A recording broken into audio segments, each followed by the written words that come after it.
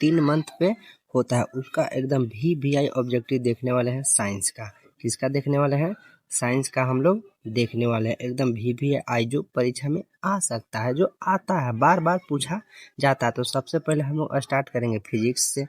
Physics से देखेंगे कुछ क्वेश्चन, फिर केमिस्ट्री से देखेंगे, फिर बायोलॉजी से देखेंगे ना। तो चलिए सबसे पहले एकदम बेसिक से पहले स्टार्ट करते हैं एकदम एडवांस लेवल तक ना। तो चलिए सबसे पहले पहला नंबर क्वेश्चन कह रहा है कि विद्युत धारा का एसआई मात्रक कौन होता है? आई। आई जो होता है विद्युत धारा का एसआई मात्रक, आई जो होता है ना, विद्युत धारा का एसआई मात्रक कौन होता है? तो याद रखिएगा विद्युत धारा का एसआई मात्रक होता है उसका एम्पियर होता है। कौन होता है? Option number C. उसका जो एसआई मात्रक होता है उसका कौन होता है? एम्पियर होता है ना। क्या होता है? एम्पियर होता है। और चलते हैं यहाँ पे कह रहा है कि एसआई, तो एसआई के फुल फॉर्म कौन होता है? एसआई का फुल फॉर्म होता कौन है? तो कहता है कि system system system of international, क्या, INTER, inter NATION international unit. कुछ इंटरनेशनल यूनिट ना। क्या होता है? System of international D unit होता है। System of international D unit होता है एसआई का फुल फॉर्म ना। चलिए अगला क्वेश्चन कर रहा है दूसरा नंबर क्वेश्चन कर रहा है दूसरा नंबर क्वेश्चन कि प्रतिरोध का एसआई मात्रा कौन होता है? प्रतिरोध, प्रतिरोध ये हिंदी प्रतिरोध ना। क्या होता है? प्रतिरोध, जिसको इंग्लिश में हम लोग बोलते हैं रेजिस्टेंस। रेजिस्टेंस। तो एक बात और याद करा दें, प्रतिरोध कहते केकरा है? तो याद रखिएगा कि प्रतिरोध जो धारा के, जो विद्युत धारा को विरोध करता है, विद्युत धारा को कौन करता है? वो विरोध करता है। विद्युत धारा का जो विरोध करेगा उसको कौन बोलते हैं? प्रतिरोध कहते हैं। क्या बोलते हैं उसको? प्रतिरोध कहते हैं। तो याद रखिएगा कि प्रतिरोध का ऐसा ही मात्रक होता है ओम, जो इसको ऐसे संकेत में लिखा जाता है, संकेत में ऐसे लिखा जाता है थी। ऐसा ही मात्रक कौन होता है? ओम होता है ना। चलिए तीसरा नंबर क्वेश्चन कह रहा है तीसरे में कि अवतल दर्पण का फोकस होता है, अवतल दर्पण का फोकस वास्तविक होता है कि काल्पनिक होता है कि अनंत होता है? क्या होता है? अवतल दर्पण का फोकस क्या होता है?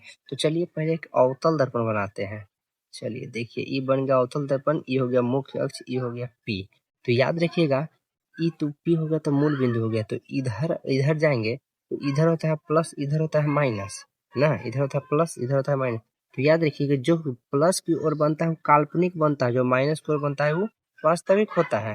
वास्तविक हो तो हमको अवतल दर्पण में यहाँ पे होता है हमको फोकस। तो फोकस बताओ काल्पनिक है कि वास्तविक है? तो याद रखिएगा कि कौन चीज है? वास्तविक है। ये क्या है? ये वास्तविक है। अवतल दर्पण का जो फोकस है वो क्या होता है? वास्तविक होता है।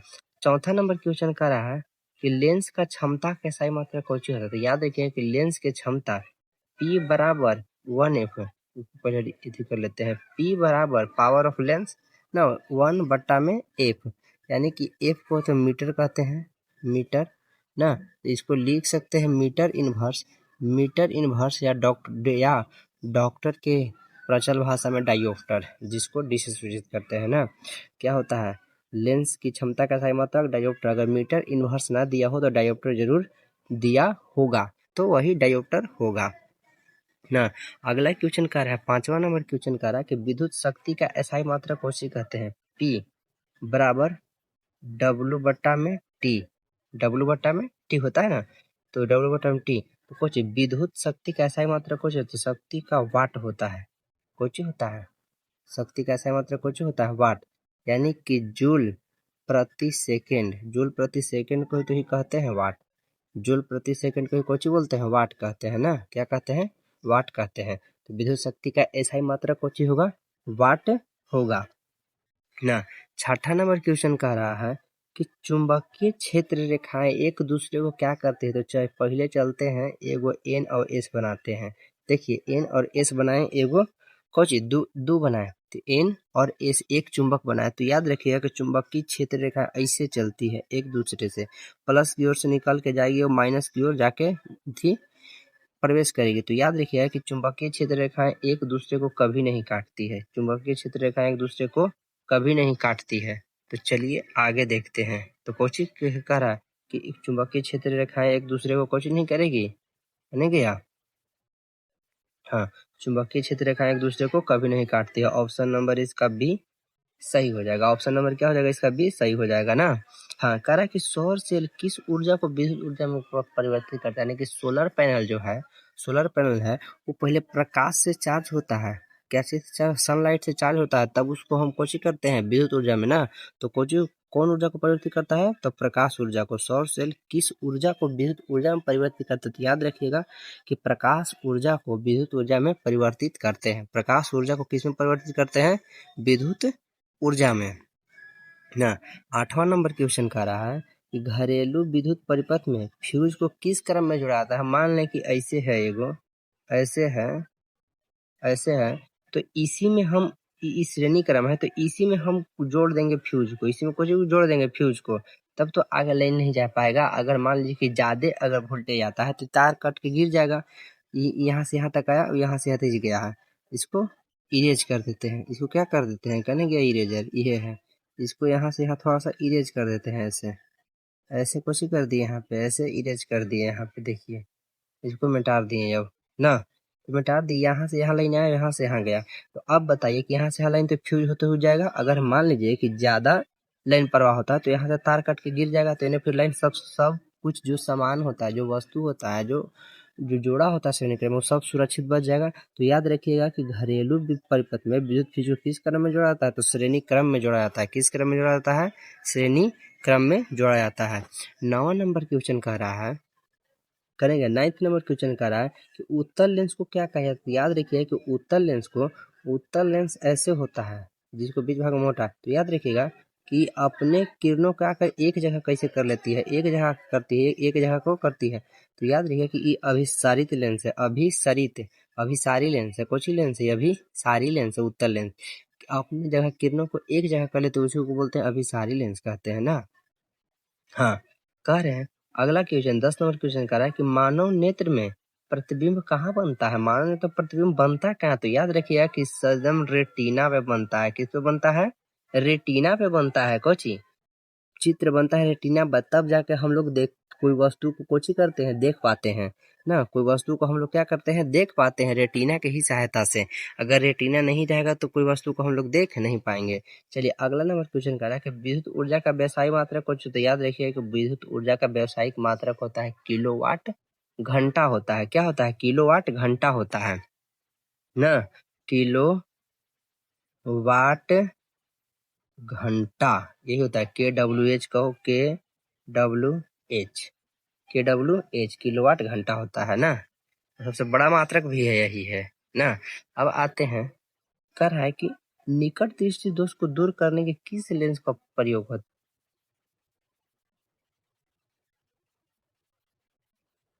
निकट दृष्टि दोष को दूर करने के किस लेंस का प्रयोग होता है? अगर हमको कह रहा है कि निकट दृष्टि दोष में कुछ निकट के तो दिखता है, दूर के नहीं दिखता है, तो याद रखना कि पहले एक अवतल लेंस लेंगे और फिर इसमें अगर ऐसे करेंगे तो इसे अपसारित करता है, कुछ कहते हैं फैला देता है।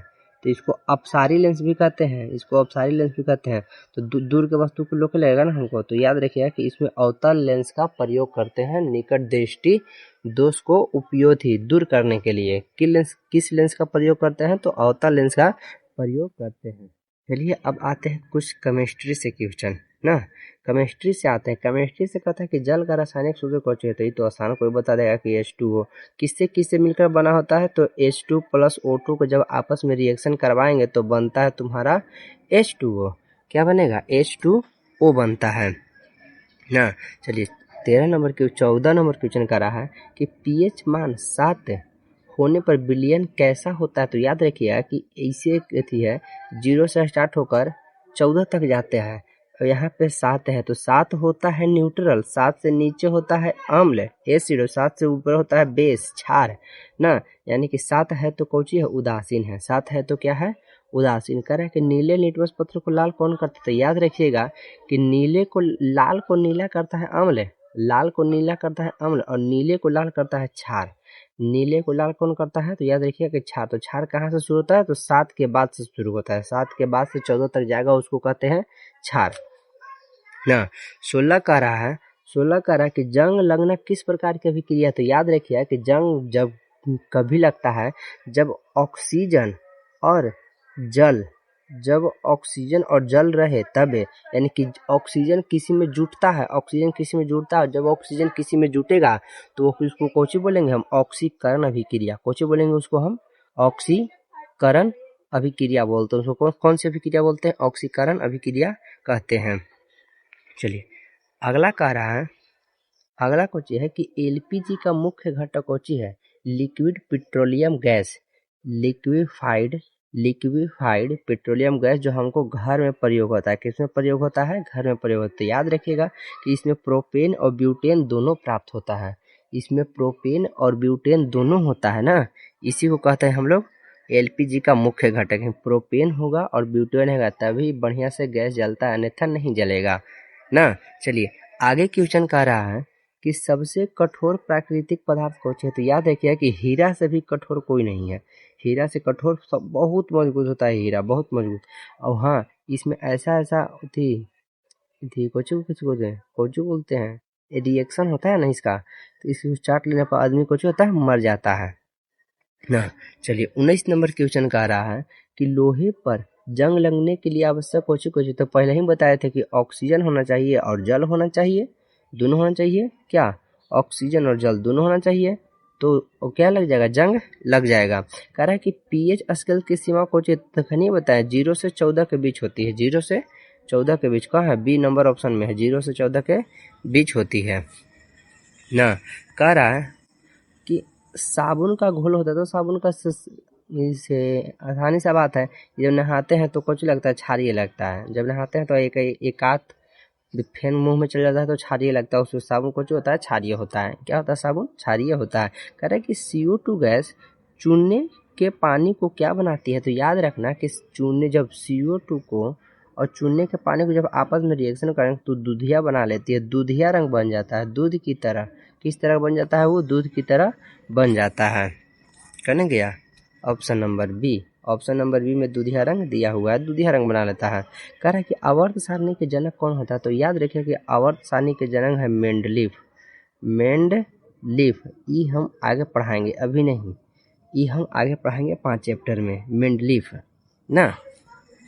कह रहा है अगला क्वेश्चन है कि हीरा और ग्रेफाइट किसके अप्रूफ है, तो याद रखिए कि हीरा और ग्रेफाइट सब कार्बन के अप्रूफ है। किसके अप्रूफ है, सब कार्बन के अप्रूफ है। किसके अप्रूफ है, कार्बन के अप्रूफ है ना, हीरा और ग्रेफाइट। चलिए अब आते हैं बायोलॉजी। बायोलॉजी का पहला क्वेश्चन कर रहा है कि पौधों में प्रकाश संश्लेषण कहाँ होता है, तो याद रखिए कि प्रकाश में पौधों संश्लेषण जहाँ पे क्लोरोफिल पाया जाता है, क्लोरोफिल को ही कहते हैं पर्णहरित या क्लोरोप्लास्ट, नहीं कि क्लोरोप्लास्ट में ही प्रकाश संश्लेषण क्रिया होती है।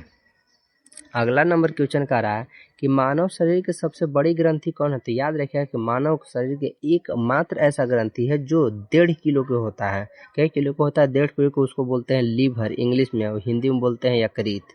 हिंदी में कुछ बोलते हैं उसको, यकृत बोलते हैं ना। क्या बोलते हैं इसको, यकृत बोलते हैं। चलिए अगला नंबर क्वेश्चन का रहा है कि रक्त का लाल किसके कारण होता है, तो याद रखने की सिंपल सा बात है कि हीमोग्लोबिन के कारण से लाल होता है। किसके कारण से लाल होता है, ये हीमोग्लोबिन के कारण से लाल होता है। कौन, रक्त होता है, ब्लड किसके कारण से लाल होता है, हीमोग्लोबिन के कारण से लाल होता है ना। चलिए आगे कह रहा है 28 नंबर क्वेश्चन कह रहा है कि डीएनए का पूरा नाम क्या है, तो याद रखिए कि डीएनए का पूरा नाम होता है डीऑक्सी राइबो न्यूक्लिक एसिड। कौन सी होता है, डीऑक्सी राइबो न्यूक्लिक एसिड होता है ना। डीएनए का पूरा नाम क्या होता है, डीऑक्सी राइबो न्यूक्लिक एसिड होता है ना, ऑप्शन नंबर ए। अगला नंबर क्वेश्चन का 19 नंबर क्वेश्चन का रहा है कि मनुष्य में गुणसूत्र की संख्या क्या होती है। 29 नंबर, सॉरी यहाँ पे टाइप गलत हो गया, 29 नंबर क्वेश्चन होगा। क्या नंबर क्वेश्चन होगा, 29 नंबर क्वेश्चन ना। मनुष्य में गुणसूत्र की संख्या याद रखिए कि 23 को जोड़ा होता है और 46 संख्या होता है। 23 जोड़ा होता है और 46 क्या होता है, संख्या होती है ना। कितना होती है, 23 जोड़ा 46 वो संख्या ना। चलिए अगला नंबर क्वेश्चन का रहा है कि पाचन की सबसे बड़ी ग्रंथि कौन है। जस्ट अभी पीछे ही बताएं कि 1.5 किलो को जौन होता है उसका नाम है कौन, यकृत होता है। कौन सी नाम है उसका, यकृत होता है ना। क्या होता है, यकृत होता है। अगला नंबर क्वेश्चन का रहा है कि पौधों में जल का परिवहन कैसे होता है। ज से जल और ज से जाइलम, ज से जल और ज से जाइलम। तो जल का जल का संवहन कौन करता है? तो जाइलम करता है। कौन करता है? जल का संवहन कौन करता है? तो जाइलम करता है। मानव शरीर में कितने कक्ष होते हैं? तो याद रखना कि 4 होते हैं। कितने को होते हैं? दायां अलिंद, बायां अलिंद ना, और दायां निलय और बायां निलय। तो ये हो गए 4 कक्ष होते हैं मनुष्य के शरीर हृदय में ना। चलिए आगे नंबर क्वेश्चन करा कि अनुवांशिकता के जनक कौन है? तो याद रखिए कि अनुवांशिकता के जनक माना जाता है ग्रेगर जॉन मेंडल को, जिसको शॉर्ट में नाम है सिर्फ ग्रेगर मेंडल ना। अनुवंशिकता का जनक किसको माना जाता है? तो ग्रेगर जॉन मेंडल को माना जाता है। अरे कि श्वसन के दौरान कौन सी गैस बाहर निकलती है? जब हम सांस छोड़ते हैं तो CO2 गैस बाहर निकलती है। कौन गैस बाहर निकलती है? CO2 गैस बाहर निकलती है ना। CO2 को चाहिए गैस बाहर निकलती है।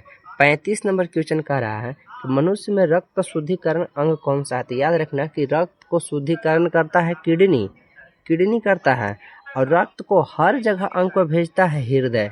हर जगह इनको कौन भेजता है? हृदय। जो कार्य करता है धमनी और सीरा कार्य करता है। कौन सी कार्य करता है? धमनी और सीरा ना। तो कौन होगा? वृक्क, किडनी होना चाहिए। इसका आंसर क्या होगा? किडनी होगा। चलिए परीक्षा में जाने से पहले इस वीडियो को जरूर देख लीजिएगा। धन्यवाद।